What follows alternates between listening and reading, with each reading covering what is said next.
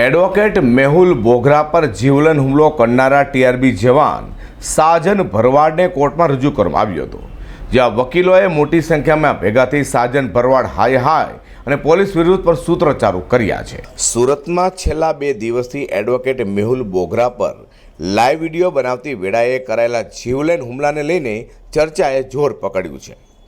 રિક્ષામાં દંડ ઉઘરાવતી વેળાએ વિડીયો બનાવનારા એડવોકેટ મેહુલ બોગરા પર ટીઆરબી જવાન સાજન ભરવાડ દ્વારા જીવલેણ હુમલો કરાયો હતો, જેને લઈને સમગ્ર શહેરમાં ચર્ચાએ જોર પકડ્યું હતું।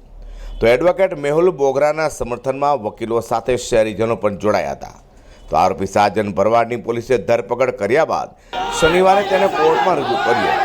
ચુસ્ત પોલીસ બંદોબસ્ત વચ્ચે સાજન ભરવાડને કોર્ટમાં રજૂ કરાતા કોર્ટ પરિસરમાં મોટી સંખ્યામાં વકીલોએ ભેગા મળી સાજન ભરવાડ હાયના નારા લગાવ્યા હતા।